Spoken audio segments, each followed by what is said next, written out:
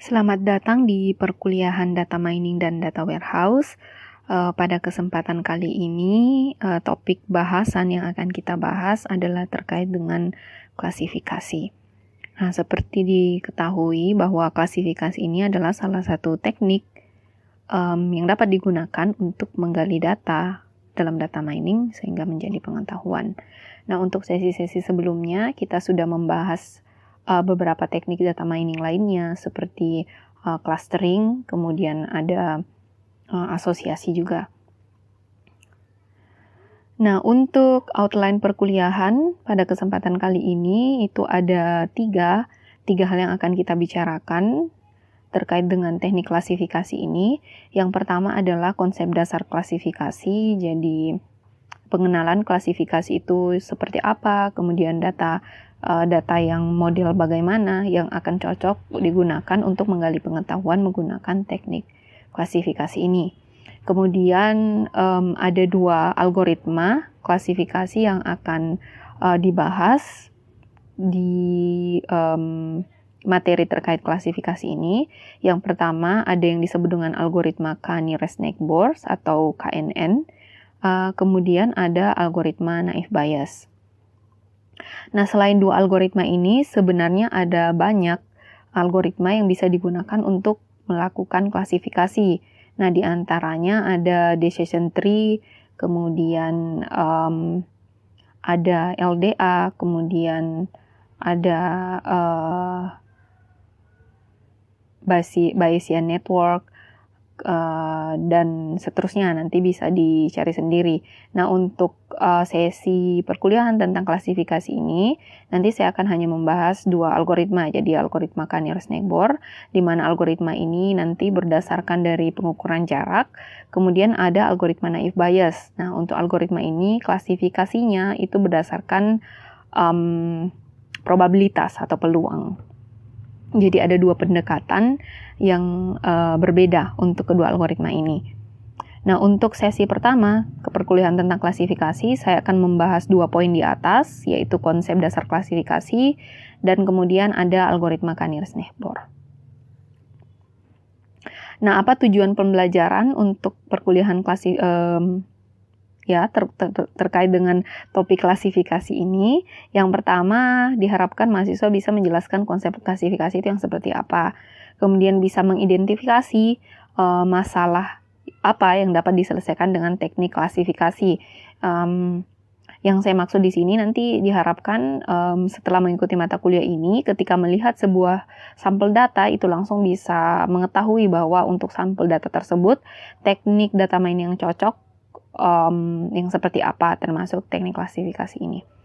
Kemudian, mahasiswa diharapkan bisa melakukan klasifikasi menggunakan algoritma K-Nearest-Neighbor atau KNN. Kemudian bisa juga melakukan klasifikasi menggunakan algoritma naive Bayes. Nah, bagaimana sebenarnya metode klasifikasi ini atau teknik klasifikasi? Nah, seperti yang dijelaskan pada sesi-sesi perkuliahan sebelumnya,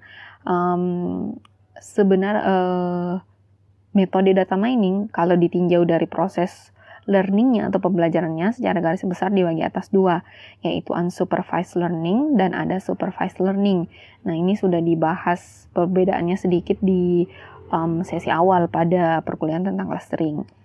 Nah, untuk teknik clustering dan asosiasi yang kita sudah bahas sebelumnya, dia termasuknya learning yang unsupervised atau pembelajaran yang tidak terbimbing.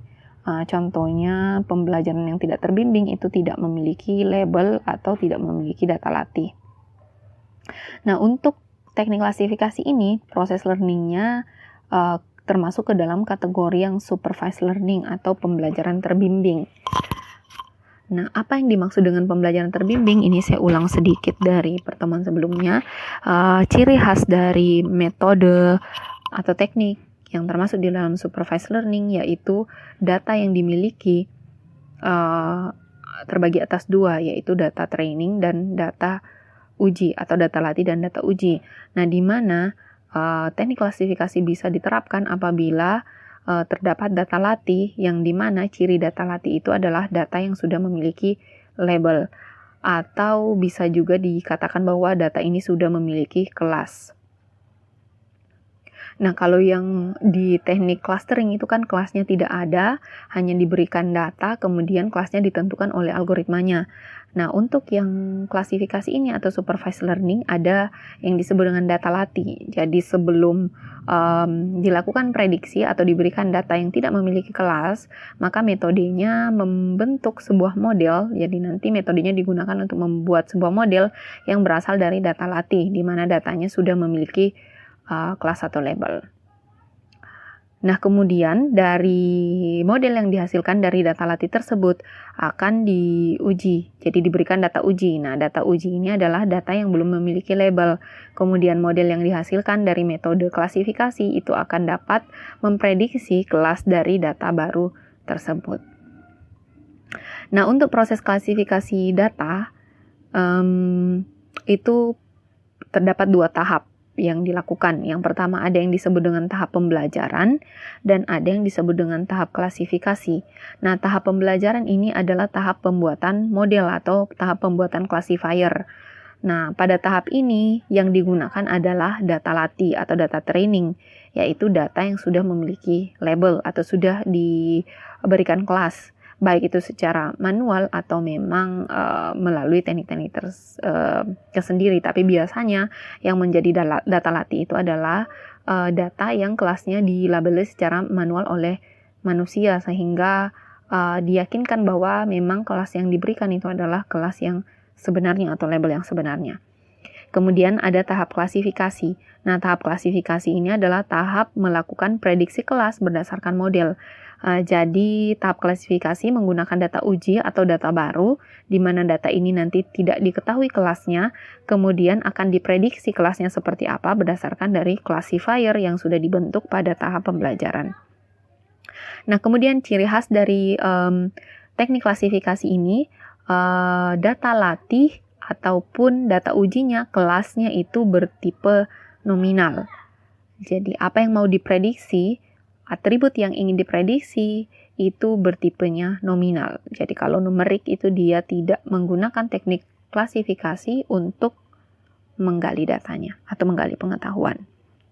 Nah, ini ciri khasnya dari teknik klasifikasi. Jadi bisa dilihat dari data history. Pada saat kita mau menerapkan teknik data mining kan ada beberapa teknik yang bisa kita gunakan.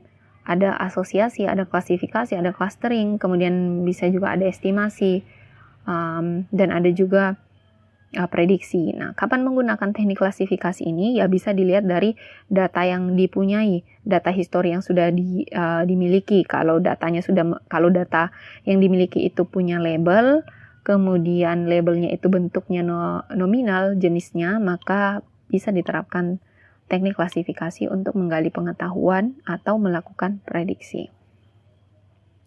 Nah, bisa dilihat pada slide 5, itu gambaran secara garis besarnya konsep dasar klasifikasi. Jadi seperti tadi yang saya sebutkan, ada data training dan ada data testing. Nah, data training ini adalah data yang sudah memiliki label. Kemudian data testing, data yang belum memiliki label, yang kemudian nanti labelnya ingin diprediksi. Nah, contohnya data training bisa dilihat pada tabel yang sebelah kiri. Nah, di situ ada data training, di mana data tersebut, data misalnya diambil dari sebuah toko komputer. Nah, kemudian labelnya yang mana? Labelnya itu yang Bayes komputer. Jadi, labelnya ada no dan yes. Jadi, berdasarkan 4 atribut yang ada, apakah pelanggan itu dia membeli komputer atau tidak membeli komputer. Nah, ini seperti ini. Nah, biasanya kalau di kasus dunia nyata, data yang seperti ini merupakan data histori atau data yang memang sudah terjadi seperti itu, sudah dianalisa. Jadi datanya benar-benar real. Karena ini nanti akan mempengaruhi akurasi dari data testing atau data yang ingin kita prediksi. Nah, labelnya yang mana? Labelnya adalah Bayes komputer. Nah, cara mengidentifikasi label itu biasanya merupakan kelas atau merupakan atribut yang ingin diprediksi ke depannya atau ingin diketahui nilainya. Nah, untuk kasus yang seperti pada slide 5, jadi bisa diketahui bahwa di situ ada data yang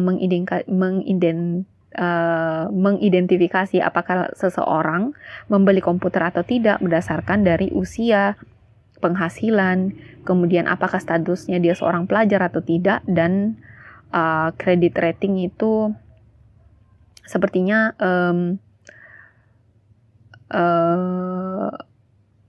rating dia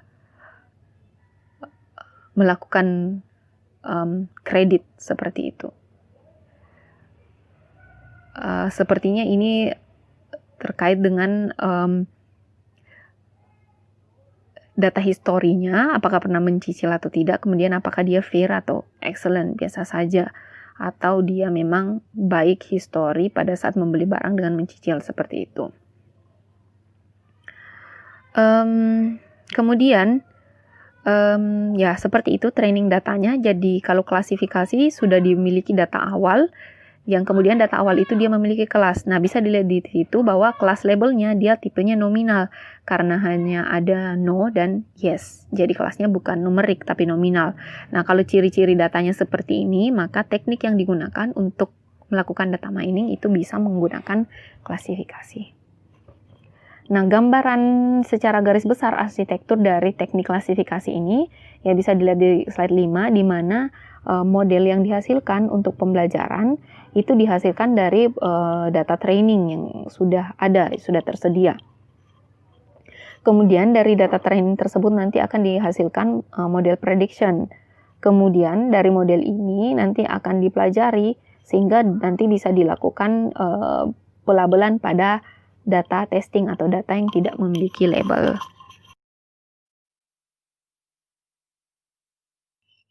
Nah, selanjutnya saya akan membahas salah satu metode yang bisa digunakan atau algoritma yang bisa digunakan untuk melakukan klasifikasi data. Yang pertama itu adalah teknik bias classifier. Oke, nah untuk teknik KNN-nya ini saya akan sajikan di sesi berikutnya. Jadi yang pertama kita bahas itu adalah bias classifier atau naive bias. Nah, teknik ini melakukan klasifikasi, dia teorinya berdasarkan dari teori peluang. Jadi untuk menentukan kedekatan suatu objek untuk nanti melakukan prediksi, dia menggunakan teori peluang. Nah, rumus dari bias classifier ini bisa dilihat pada slide 6. Di situ ada probabilitas dari WJ, di mana W ini adalah, di sini ada sedikit yang keliru terkait dengan penulisannya. Jadi bukan A, ini adalah tanda seperti ini. Oke. Nah, untuk W itu adalah kelasnya. Jadi peluang kelas terhadap inputan atau data yang ingin diprediksi sama dengan peluang posterior dikali dengan peluang objek tersebut. Peluang kelasnya dibagi dengan peluang objek tersebut. Jadi akan dihitung nanti tingkat kemungkinan. Jadi jadi akan dihitung nanti peluang data latih atau objek yang belum diketahui kelasnya terhadap masing-masing kelas. Nah, kalau kita bicara peluang, biasanya semakin tinggi nilai peluang itu akan semakin condong data latih tersebut akan dikelaskan ke dalam kelas tersebut. Nanti untuk lebih memahami saya akan memperlihatkan contoh kasus untuk menyelesaikan klasifikasi menggunakan bias classifier ini.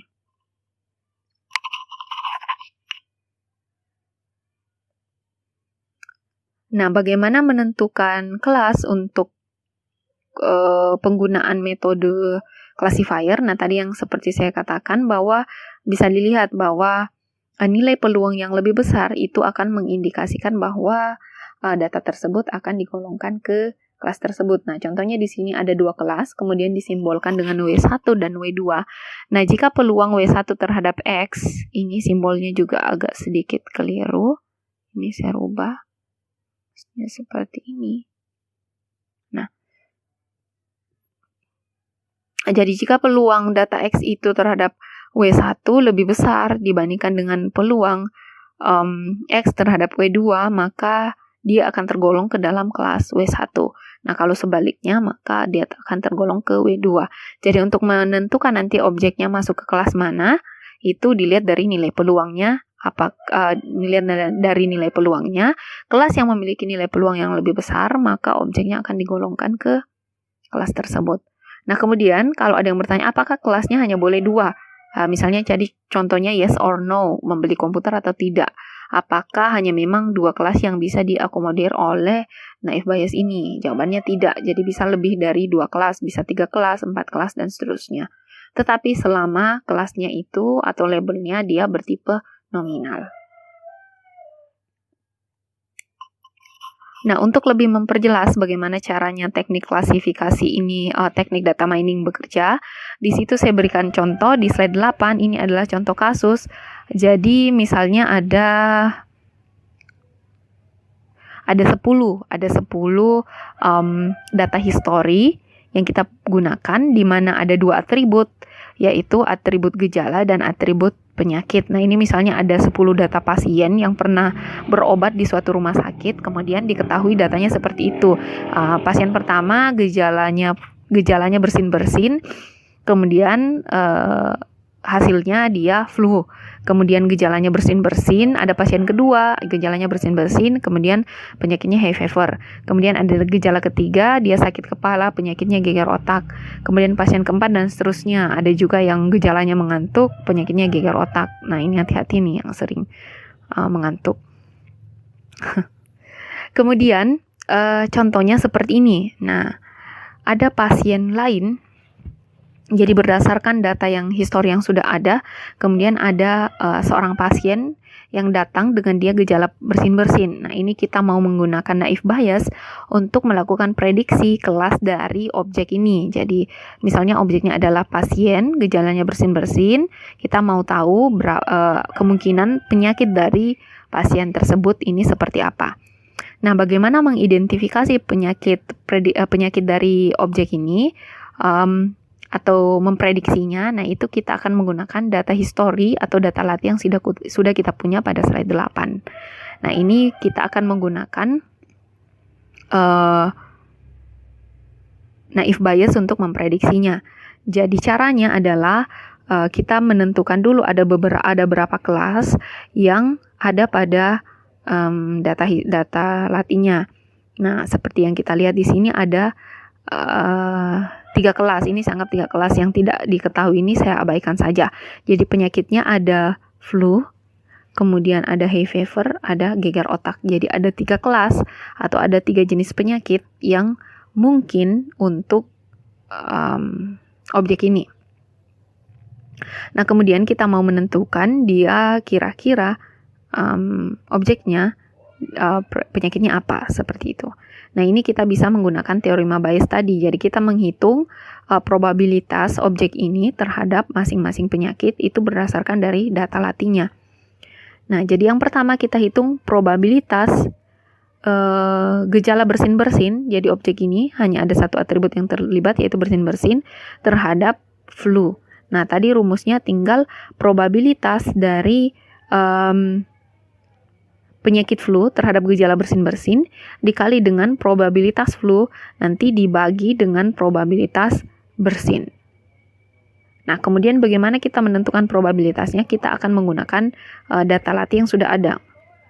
Jadi pertama, probabilitas bersin terhadap flu. Maka kita lihat di sini yang flu ada berapa orang. Jadi yang flu dari data latihnya ada 1, 2, 3, 4. Kemudian yang di antara yang penyakit flu itu berapa yang bersin-bersin. Nah, yang bersin-bersin itu ada 1, objek pertama, pasien pertama. Kemudian 2, pasien keempat. Kemudian hanya 2. Itu artinya bahwa probabilitas dari bersin terhadap flu itu adalah 2, karena ada 2 yang bersin, kemudian berapa jumlah objek atau pasien yang teridentifikasi flu pada data latih, itu 4. Jadi 2/4 dikali dengan probabilitas flu. Nah, probabilitas flu itu adalah berapa pasien yang terkena penyakit flu, itu ada 1, 2, 3, 4, seperti itu. Kemudian berapa total jumlah data, itu ada 10. Jadi probabilitas untuk flu ini ada 4/10. Nah, dibagi dengan probabilitas bersin. Jadi berapa pada data latih yang terkena bersin-bersin. Objeknya 1, 2, 3. Jadi ada 3, kemudian 3/10. Nah, ini kemudian dihitung. Nanti dapatnya seperti ini. Jadi 2/4 dikali 4/10 itu dapatnya 0,2, kemudian dibagi dengan 0,33/10. Nah, seperti itu. Ini 2/3 nanti hasilnya. Kemudian ya kita hitung probabilitas dari objek ini lagi yang belum diketahui kelasnya terhadap kelas selanjutnya, yaitu kelas hay fever. Nah, ini caranya masih sama. Jadi sekarang probabilitas bersin terhadap hay fever dikali dengan probabilitas hay fever penyakitnya dibagi dengan probabilitas bersin. Nah, sama kita hitung lagi probabilitas bersin terhadap hay fever. Jadi kita lihat yang kena hay fever penyakitnya itu ada 2 orang, data ke-2 dan data ke-8. Nah, ya, yang kena bersin di penyakit hay fever ini cuma 1 orang, yaitu objek kedua. Itu artinya probabilitasnya adalah 1/2 dikali dengan probabilitas hay fever. Nah, dari data Lati ada 2 pasien yang terkena penyakit hay fever. Jadi ada 2/10 dibagi dengan probabilitas bersin sama dengan yang di atas 3/10. Nanti hasilnya adalah 0,1 dibagi dengan 0,3. Kemudian probabilitas geger otak, penyakit geger otak untuk pasien yang gejalanya bersin. Nah, itu dicari lagi probabilitas bersin terhadap geger otak dikali probabilitas geger otak dibagi dengan probabilitas bersin. Nah, probabilitas bersin terhadap geger otak ya dicari lagi. Yang geger otak itu ada 2 orang, kita lihat apakah ada yang kena gejalanya bersin-bersin, itu tidak ada. Itu artinya probabilitasnya 0/3 dikali 3/10 probabilitas geger otak. Di sini karena yang kena geger otak itu ada 3 data, 3/10 dibagi dengan 3/10 sama dengan 0. Nah, ini kalau dihitung probabilitasnya sepertiga itu ya ini 0,33. Kalau ini 0,667 sepertinya. Nah, seperti ini. Nah, kemudian bagaimana menentukan pasien ini yang gejalanya bersin-bersin tadi yang belum diketahui penyakitnya apa, bagaimana mengetahui prediksi kira-kira dia terkena penyakit apa? Ya, tinggal dilihat dari model yang dihasilkan yang mana yang memiliki probabilitas yang lebih besar. Nah, yang probabilitasnya lebih besar itu adalah yang di atas. Probabilitas flu terhadap bersin-bersin itu adalah 0,667. Nah, bisa dikatakan bahwa berdasarkan dari data Lati yang kita punya menggunakan naive Bayes, maka pasien yang gejalanya bersin-bersin ini kemungkinan penyakitnya adalah penyakit flu. Nah, penyakit flu ini yang masuk ke kelasnya kalau kita bawanya ke klasifikasi. Jadi bisa diklasifikasikan bahwa pasien ini dia kelasnya adalah kelas flu atau bisa prediksinya penyakitnya penyakit flu. Nah, ini salah satu contoh penggunaan metode Bayes dalam klasifikasi. Nah, kemudian kalau tadi kita lihat itu kan objeknya hanya memiliki satu fitur atau satu atribut saja, yaitu atribut penyakit. Nah, bagaimana kalau misalnya data yang kita punya itu objeknya atau objeknya memiliki atribut lebih dari satu fitur? Nah, tentu saja bisa dilakukan. Nah, itu pakai naive Bayes classifier ada sedikit perubahan di mana di probabilitas yang di awal ini, probabilitas data terhadap kelasnya itu dilakukan operasi proyeksi atau perkalian. Kemudian nanti penyebutnya yang di bawah itu dikalikan probabilitasnya untuk setiap atribut yang ada. Tetapi umumnya kalau atributnya lebih dari satu, penyebutnya yang di bawah ini tidak usah diperhitungkan. Jadi tidak usah dihitung, nanti yang dihitung adalah pembilangnya saja. Seperti itu. Nah, bagaimana contohnya? Jadi saya masih menggunakan contoh penyakit. Tapi di sini ada tambahan satu atribut, yaitu pekerjaan. Dari data yang dihasilkan, misalnya seperti ini, ada 6 objek yang diberikan. Ada 6 data pasien, di mana pasien pertama gejalanya bersin-bersin, pekerjaannya dia perawat, penyakitnya flu. Nah, ini data histori atau data yang kelasnya sudah diketahui. Kemudian bersin-bersin, pekerjaannya petani, dia penyakitnya hay fever. Kalau ada yang tidak tahu penyakit hay fever yang ini seperti apa, ini biasanya penyakit-penyakit yang ada di negara 4 musim. Jadi penyakit yang dia alergi terhadap serbuk bunga seperti itu. Nah, ini contohnya seperti ini. Jadi objek ketiga sakit kepala dia pekerjaan tukang bangunan, penyakitnya gegar otak. Kemudian ada sakit kepala, tukang bangunan, kemudian dia penyakitnya flu. Nah, kemudian ada bersin-bersin, dia pekerjaannya guru, penyakitnya flu. Kemudian ada gejala sakit kepala, pekerjaannya guru, penyakitnya geger otak. Nah, ini kita punya 6 data latih, 6 jenis data. Kemudian mau diprediksi, ada pasien yang belum diketahui kelasnya atau belum diketahui penyakitnya. Dia gejalanya bersin-bersin, pekerjaannya tukang bangunan. Nah, ini prediksi kelasnya atau penyakitnya seperti apa. Nah, kita menggunakan naive Bayes, jadi rumusnya masih sama seperti yang tadi. Cuman perbedaannya nanti ada di sebelah sini. Jadi kalau tadi hanya satu atribut, nah sekarang kita memperhitungkan 2 atribut. Jadi akan seperti ini. Nah, tadi penyakitnya ada berapa jenis? Bisa dilihat bahwa dia ada 3 jenis. Itu artinya ada 3 kelas yang harus diperhitungkan probabilitasnya, yaitu flu, hay fever, dan geger otak. Nah, kemudian kita perhitungkan yang flu dulu.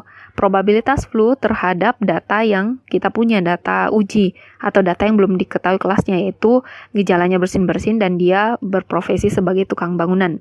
Nah, kemudian probabilitas flu terhadap bersin dan tukang bangunan sama dengan probabilitas dari atributnya bersin dan tukang bangunan terhadap flu dikali probabilitas flu dibagi dengan probabilitas bersin dan probabilitas tukang bangunan. Nah, bagaimana caranya menentukan probabilitas yang di atas ini? Nah, itu kita uraikannya seperti yang ada di bawah. Jadi itu tadi ada rumusnya bahwa dia akan diproyeksi seperti ini atau akan dikalikan untuk masing-masing atribut. Jadi untuk mengetahui nilai probabilitas bersin tukang bangunan terhadap flu itu diuraikannya seperti ini. Jadi diuraikan jadi probabilitas bersin terhadap flu dan probabilitas tukang bangunan terhadap flu. Kemudian nilainya dikalikan. Nah, kita tinggal cari probabilitas bersin terhadap flu. Nah, kita lihat yang kena penyakit flu itu ada 3 orang, kemudian dari 3 orang itu yang bersin ada 2 orang, sehingga probabilitasnya adalah 2/3, dikali dengan probabilitas tukang bangunan terhadap flu. Jadi di antara yang kena flu ini berapa yang tukang bangunan profesinya, yaitu 1 orang, sehingga probabilitasnya adalah 1/3. Maka probabilitas bersin tukang bangunan terhadap flu itu dihasilkan dengan mengalihkan probabilitas dari masing-masing atribut ini, jadinya 0,22. Nah, kemudian kalau kita mau perhitungkan di bawah ini, sebenarnya penyebutnya ini biar tidak diperhitungkan juga tidak apa-apa, tapi di sini saya perhitungkan saja supaya lebih jelas. Jadi untuk mendapatkan probabilitas untuk penyebutnya tinggal dikalikan juga seperti di atas. Jadi probabilitas bersin, tukang bangunan itu dikalikan saja probabilitas bersin berapa dikali dengan probabilitas tukang bangunan berapa. Nah, probabilitas bersin itu seperti apa? Probabilitas bersin kita lihat dari data latih yang kita sudah punya, itu ada 3 yang mengalami gejala bersin di antara 6 orang data pasien yang kita punya. Itu artinya 3/6 dikali dengan probabilitas tukang bangunan yang ada 2 di antara 6 data, 2/6, sehingga dihasilkan 0,167. Nah, dari data-data yang sudah dihasilkan ini, maka sekarang kita bisa hitung probabilitas objek terkena flu, yaitu 0,22 dikali dengan probabilitas flu itu berapa. Flu itu yang kena 3 orang di antara 6, 3/6 itu 1/2 adalah 0,5. Nah, kemudian dibagi dengan 0,167. Nah, ini hasilnya adalah 0,66. Jadi probabilitas objek yang belum diketahui labelnya terhadap flu itu adalah 0,66. Nah, sekarang kita cari lagi untuk hay fever. Jadi probabilitas objek tadi yang kena bersin dan profesi tukang bangunan terhadap penyakit hay fever. Nah, uraiannya sama. Jadi probabilitas bersin tukang bangunan terhadap hay fever dikali dengan probabilitas hay fevernya dibagi dengan probabilitas bersin dan tukang bangunan. Nah, kita uraikan lagi yang di atas ini. Jadi probabilitas bersin, tukang bangunan terhadap hay fever itu adalah probabilitas bersin terhadap hay fever dikali dengan probabilitas tukang bangunan terhadap hay fever. Nah, probabilitas bersin terhadap hay fever, kita lihat data latihnya. Yang kena hay fever itu 1 orang, kemudian gejalanya juga bersin-bersin. Nah, ini berarti 1/1. kemudian dikali dengan yang kena hay fever, kemudian dia profesi tukang bangunan, itu ada berapa? Itu tidak ada di sini karena dia berprofesi sebagai petani. Jadi 0/1, itu dapatnya 0. Kemudian probabilitas bersin, tukang bangunan, ini tinggal diuraikan satu-satu. Tadi penyebutnya sama dengan yang lain. Makanya tadi sebenarnya penyebutnya tidak diperhitungkan juga tidak apa-apa, karena untuk semua kelas itu bakal sama nilai penyebutnya seperti itu. Nah, maka diperoleh probabilitas hay fever terhadap bersin-bersin dan tukang bangunan ini adalah 0. Kemudian yang ketiga, kelas yang ketiga adalah geger otak. Nah, ini caranya sama. Jadi tinggal probabilitas objek yang dimiliki terhadap geger otak itu diuraikan seperti itu. Kemudian didapat di sini diuraikan probabilitas bersin terhadap geger otak dikali dengan probabilitas tukang bangunan terhadap geger otak. Nah, probabilitas bersin terhadap geger otak kita lihat di sini, yang geger otak itu ada 2 data. Kemudian berapa yang gejalanya bersin? Itu tidak ada, sehingga probabilitas ini nilainya adalah 0/2. Kemudian dikali dengan ini probabilitas tukang bangunan. Jadi kalau lihat nanti di datanya ada 1 orang yang dia terkena geger otak dan berprofesi tukang bangunan, dibagi dengan di data ada 2 objek yang kelasnya adalah geger otak. Nah, ini sama dengan 0. Maka nanti dihasilkan probabilitas geger otak terhadap bersin dan tukang bangunan itu adalah 0. Nah, dari data probabilitas yang sudah dihasilkan ini, maka diketahui bahwa yang memiliki probabilitas terbesar adalah probabilitas penyakit flu, yaitu 0,66. Sehingga bisa diprediksi atau bisa dilakukan klasifikasi bahwa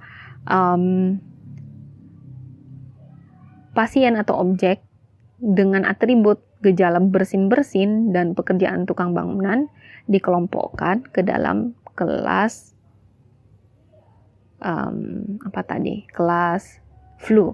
Atau kalau kita mau menggunakan untuk misalnya diaplikasikan di memprediksi penyakit seperti itu, maka kita bisa prediksi bahwa objek tersebut kemungkinan besarnya terkena penyakit flu. Nah, ini teknik ini pengetahuannya dihasilkan dari yaitu nilai probabilitas yang ada. Kemudian digenerate dari data latih yang sudah memiliki kelasnya. Nah, seperti itu. Nah, itu tadi pembahasan terkait dengan metode klasifikasi, yaitu naive Bayes. Nanti di sesi selanjutnya kita membahas tentang bagaimana proses klasifikasi menggunakan algoritma KNN atau K-Nearest-Neighbor. Semoga penjelasan tentang klasifikasi dan metode naive Bayes mudah difahami. Sekian, terima kasih.